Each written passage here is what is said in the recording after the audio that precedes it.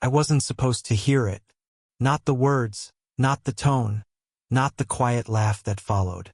"You'll regret this," she said, casual but sharp. The kind of warning that slides under your skin before you realize it's lodged there. And before I could think, before I could filter myself like I usually do, I answered, "Not if it's with you." It wasn't a line. It wasn't planned. It just left me, raw, unpolished, hanging between us like something I couldn't take back.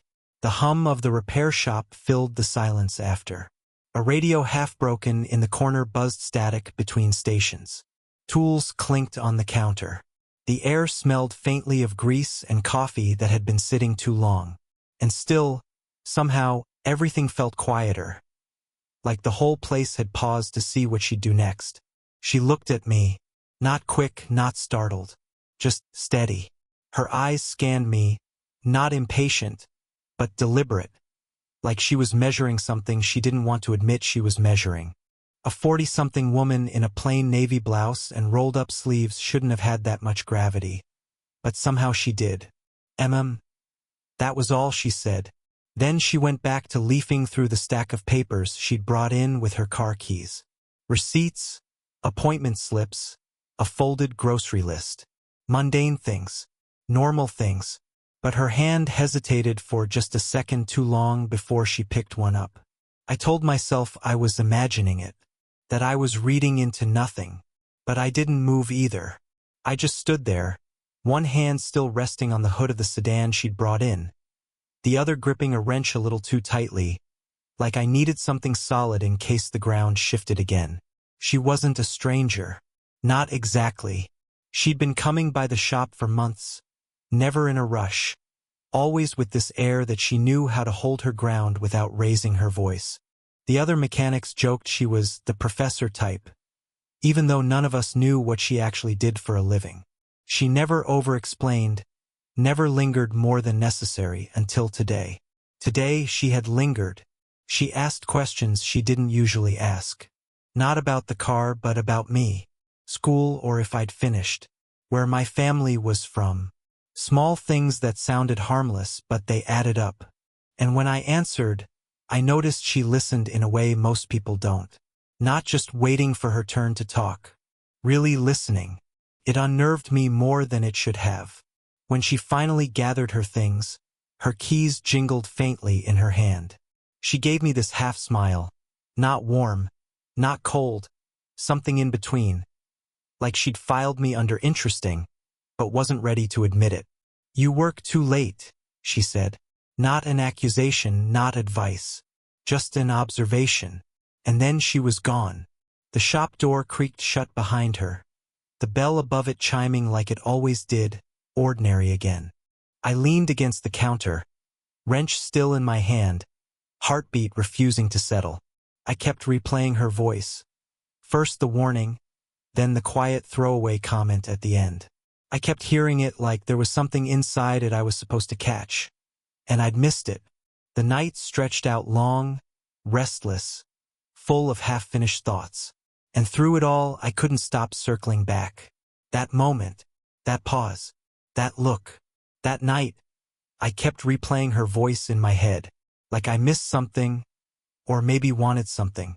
The next afternoon, she was back. I told myself it was about the car. It always was.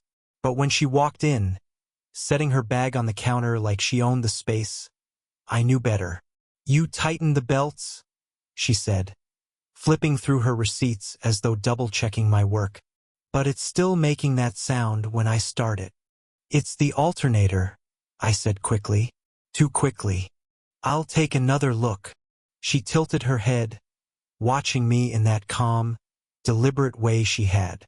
Like she'd heard more in my tone than the words themselves. Her car could have waited. She could have gone anywhere else.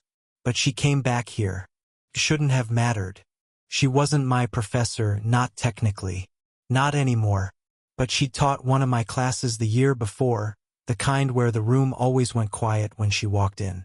Authority hung on her without her even trying.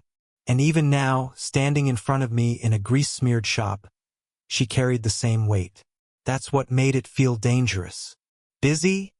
she asked, glancing around the shop. It was late.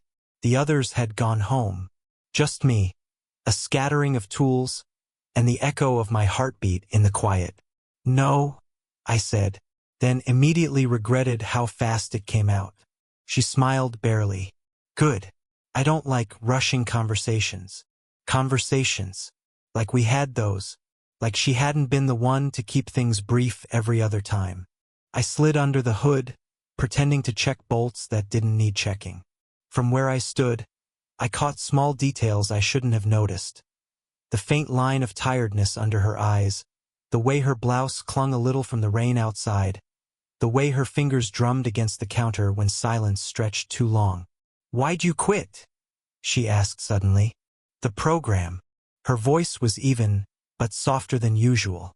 Vulnerable, almost. I froze, wrench in hand. Nobody asked me that. Not my friends, not even my family. "Money," I muttered, but it wasn't the whole truth. She must have heard it in the hesitation. Her gaze lingered, heavy. "That's not the only reason." I looked away, pretending to study the engine. My throat tightened. I hated how easily she read me. Something shifted then. She didn't press, didn't lecture. She just leaned closer, elbows on the counter, her voice lower now. "You're better at this than you think." It wasn't about the car. I knew it the second she said it. The air between us thickened, full of things neither of us dared put into words. My pulse hammered.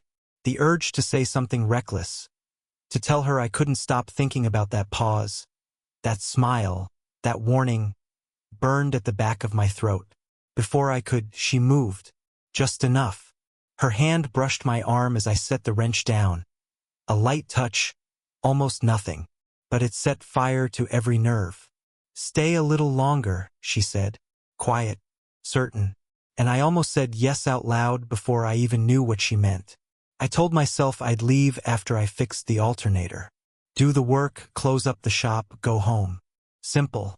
But nothing felt simple with her leaning against the counter, watching me with that stillness that always made me over-aware of myself. "You're quiet tonight," she said after a while. I forced a shrug, wiping my hands on a rag that was already black with grease. Nothing to say. "That's not true." I froze, rag balled up in my fist. She said it like she knew what I was holding back, like she'd already heard the words I wasn't saying. When I finally looked at her, I noticed something new. Her blouse was slightly wrinkled, her hair damp from the rain, strands clinging to her cheek.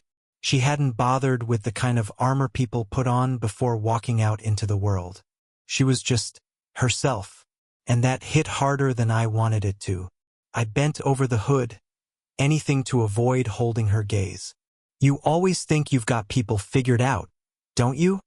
"Not always." She paused. "But you're not that hard to read." The wrench slipped in my hand, clattering against the metal.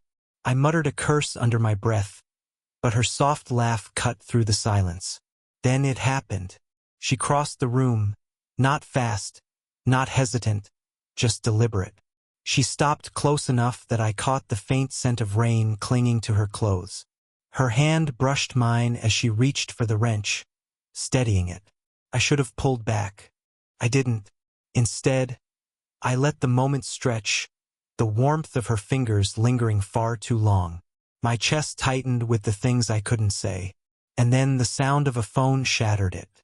Her bag buzzed from the counter. She tensed, pulled away, answered with a brisk, "Hello."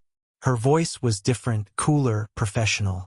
Whoever was on the other end, they weren't part of this world we were tiptoeing into. I busied myself with the engine, pretending not to listen, though every clipped word scraped at me. She ended the call quickly, slipping the phone back into her bag.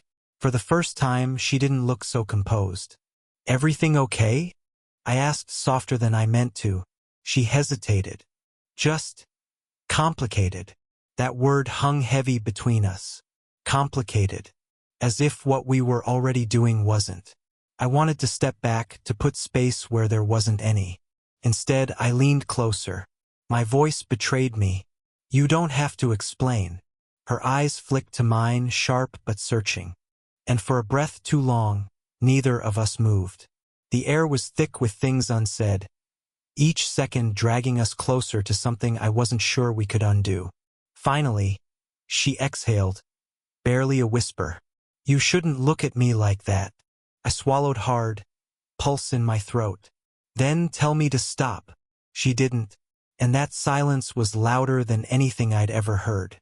The shop was too quiet that night. Even the radio in the corner had gone silent, just a low hum of electricity in the walls. She sat on the stool by the counter, ankles crossed, fingers tracing the rim of a paper cup I hadn't noticed before. Coffee cold by now. Her eyes followed me while I cleaned tools I'd already cleaned twice. Finally, she broke the silence. "You keep avoiding me." I froze, rag half folded in my hand. "I'm not. You are." Her voice wasn't sharp, but steady, like she'd been rehearsing it. "You're here with me, but you don't let yourself be." I didn't know what to say, so I gave her nothing. My throat tightened, jaw working against words I wasn't ready to let out. She sighed, setting the cup down. "I don't play games. If this is one, tell me now." It wasn't. God, it wasn't. I turned to face her, and the look in her eyes nearly undid me. Tired, searching, but also lit with something she was trying hard to suppress. "This isn't a game," I said quietly. My voice cracked on the last word. Something flickered across her face. Relief? Fear? Maybe both. "You're too young," she whispered, as if saying it would build a wall between us. But her body didn't move away. "Maybe," I said, "but you're the only one who makes me feel like I'm not." The words fell out before I could stop them. Too raw. Too much. Her breath caught. She looked down, hands twisting together in her lap. For a moment, I thought she might stand up and leave. But she didn't. She stayed. "You don't know what you're asking for," she said finally. "I've lived long enough to regret things you can't even imagine." "Then regret them," I blurted. "But not this." Silence. Heavy, unbearable silence. My chest rose and fell too fast, the sound of it loud in the stillness. She lifted her gaze, meeting mine. Her eyes shone, not with tears exactly, but with the weight of something unspoken. Slowly, she stood, closing the small distance between us. Her hand hovered near my arm, just shy of touching. "Say it again," she murmured. I didn't know if she meant the part about her being the only one, or the part about not regretting. Either way, my voice failed me. The words wouldn't come. Instead, I held her stare, every nerve in me stretched thin. The air between us was charged, alive, like a storm about to break. And then she asked, almost daring me, almost begging me, "Do you really mean it?" The room held its breath. My answer caught in my chest, fighting to be let out. But I didn't speak. Not yet. Her eyes searched mine, waiting. The silence between us grew louder, heavier, until it wasn't silence anymore, but a question that might change everything. The question, "Do you really mean it?" still echoed in the air when the shop door creaked open. The bell above it chimed, sharp and sudden. We both jumped back like we'd been caught stealing something invisible. A man stepped inside, shaking rain from his jacket. Older, maybe in his 50s, sharp eyes that swept the room in an instant.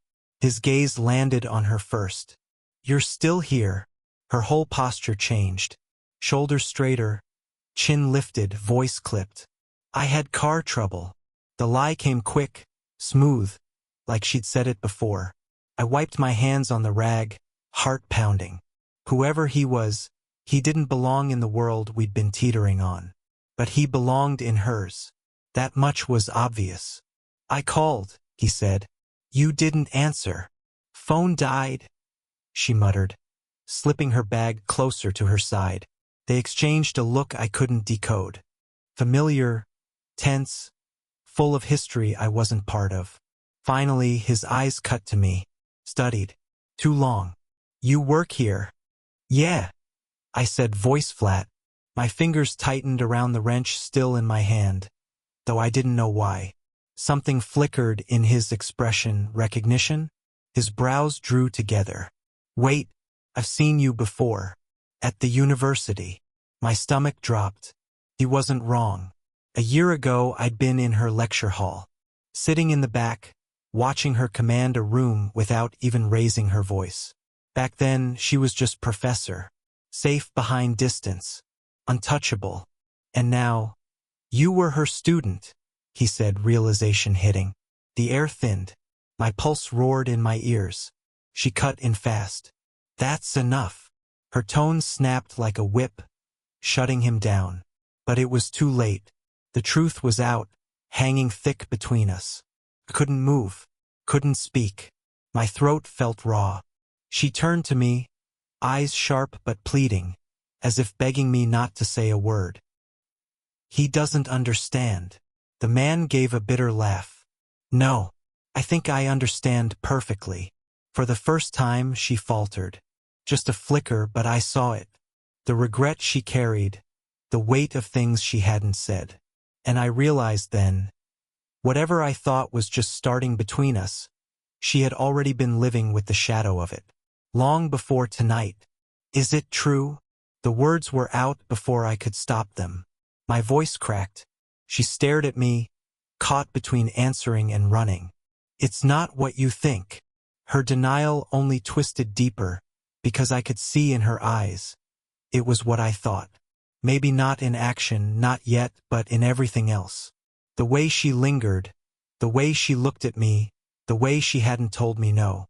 My chest ached, torn between anger and something worse. Wanting her anyway. The man stepped closer, voice low, accusing. You'll regret this. Her silence in that moment said everything. And all I could do was stand there, pulse shaking, wondering if the regret had already begun. The shop emptied quickly after that. The man left without another word, shaking rain from his jacket, his footsteps fading into the night. But the damage stayed heavy as smoke. She hadn't moved from the counter. Her hands gripped the edge so tight her knuckles whitened. I stood by the car, chest tight, every muscle buzzing with things I couldn't say. Finally, I broke first. He was right, wasn't he? Her head lifted, eyes locking on mine. Not angry, just tired. About what? That I'll regret this. My throat burned. That you will. She didn't answer right away, just breathed, slow, steady, as if buying herself time. When she finally spoke, her voice was softer than I'd ever heard it. I've spent half my life regretting things I didn't do, staying quiet when I should have spoken, walking away when I wanted to stay. You think I want to add this to the list? The words stunned me, not because they were loud, but because they weren't. They were bare, stripped down, honest. I swallowed hard. My voice shook. Then why keep pushing me away? Her hands slipped from the counter, arms folding against her chest like she needed the barrier. Because you're young. Because I should know better. Because I don't want to hurt you just by wanting you. There it was. The confession I'd been chasing, hidden under layers of restraint. I crossed the space between us before I realized I'd moved. Close enough to see the fine lines at the corners of her eyes, the tiredness that didn't dim her presence, the storm that lingered in her gaze. You already have, I whispered, by pretending it isn't here. Her lips parted, but no words came. Just silence, thick with everything we'd been circling for weeks.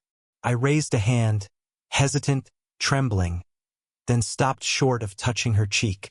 My palm hovered there, heat radiating in the inches between us. I couldn't force it. It had to be hers too. For a breathless moment, I thought she'd step back. She didn't. Instead, she leaned forward just enough that the space collapsed. Her forehead touched mine, light as a sigh. Her voice, when it came, was barely audible. Then don't let me pretend anymore. I closed my eyes. Everything inside me ached, raw and unsteady.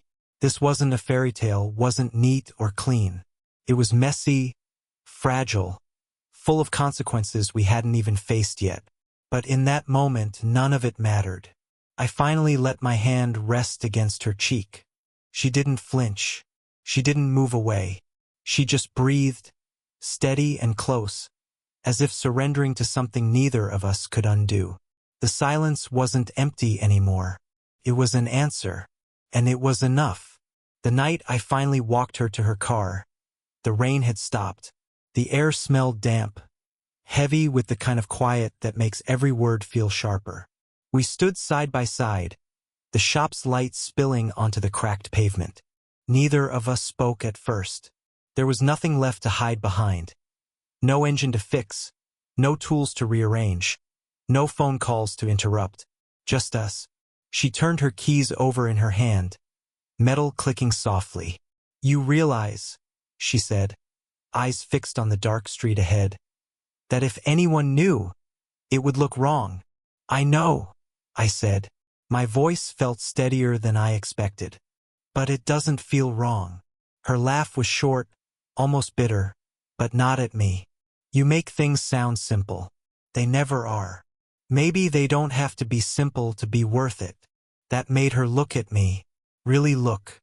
Her face softened, the exhaustion she always carried slipping for just a moment.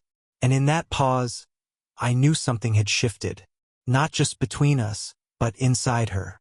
"I don't want to regret this," she whispered.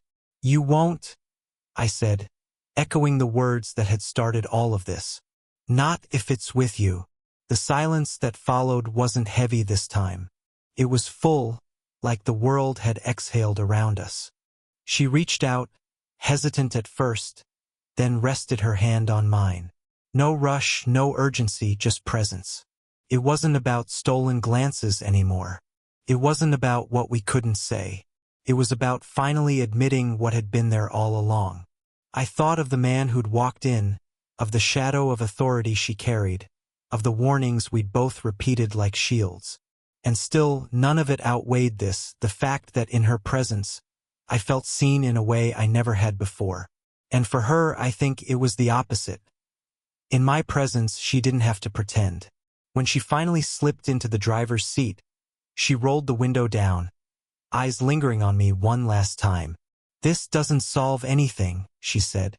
"No," I admitted, "but it's a start." Her lips curved, not quite a smile, but close enough. She drove away, taillights fading into the night, leaving me standing there with damp air in my lungs and something heavier, sharper, stronger in my chest. I knew then, maybe the world wouldn't understand, maybe even we didn't. But it was real. Messy, complicated, flawed, but real. And that was enough. What began with a warning ended with a promise. Not a perfect one, but one I would carry. That night, for the first time, I didn't replay her voice with doubt. I replayed it with certainty.